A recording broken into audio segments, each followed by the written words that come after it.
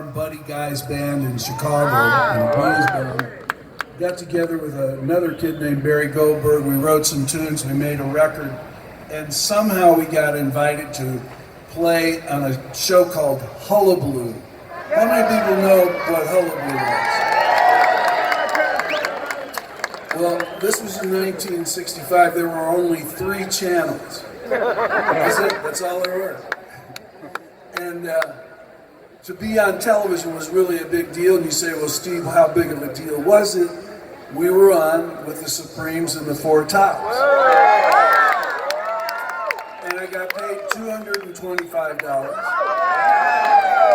And I immediately went over to the music store. I was going to buy a Les Paul guitar. Now, Les Paul was my godfather, and you would have thought Les Paul would have given me a guitar. But he always said, nobody's going to give you a guitar, Steve. You got to earn your own guitar.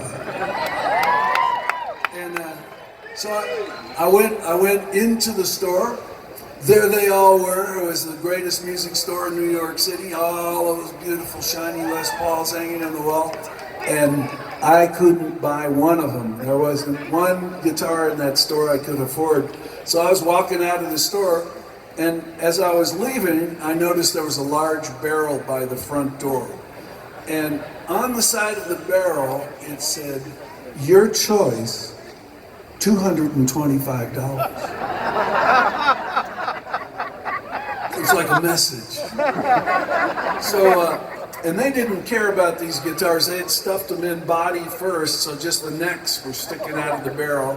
And I reached into the barrel, and looked around, and I saw this, and I went, what is it? I pulled it out of the barrel, and I looked at it, and I went, what the heck, you know? And it turns out it's a Vincent Bell signature designed electric sitar. There it is. Now this was 1965, this was before LSD and hippies and San Francisco and all that business. And, you know, it was swing in London. You know, it was the Beatles and the Rolling Stones and all that stuff was happening. And George Harrison was hanging out with Ravi Shankar, and he was playing sitar, and I thought, yeah, electric sitar. Well, let me just share some of the points of this guitar. Most electric guitars have 2 pickups and 4 knobs. This guitar has 6 knobs. Yeah, that's worth $225 right there.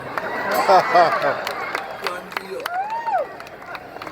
This guitar has 3 pickups. They're large and they're in the shape of lipstick tubes. There's 3 of them right here. There they are.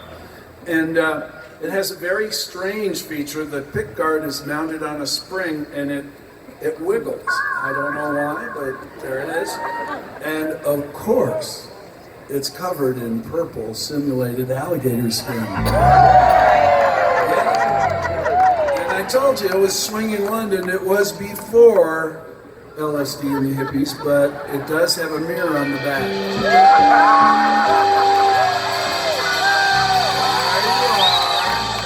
I see you up there in the back. I can see you over there in the side.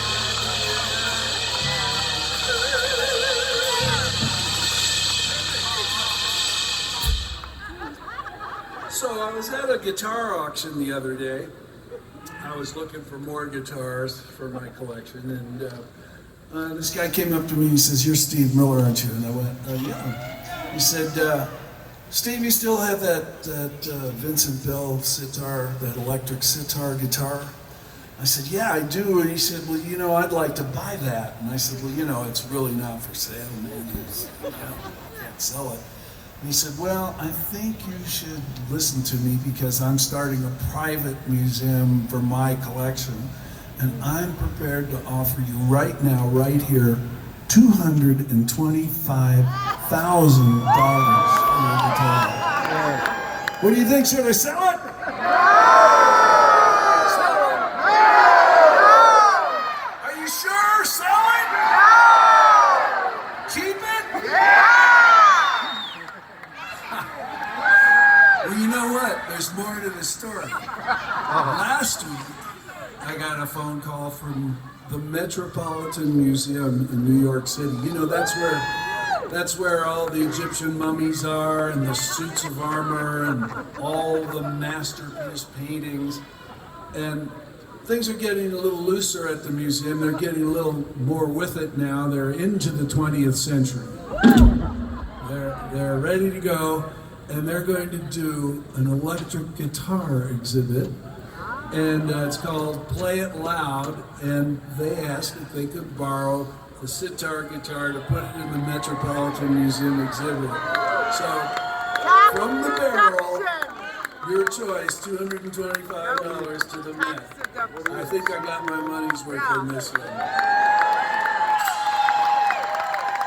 Well, there's one more thing about this guitar. There's 19 strings, and I'm going to do a song about money right now. This is a song about money, and it's called Wild Mountain Honey, and it sounds like this.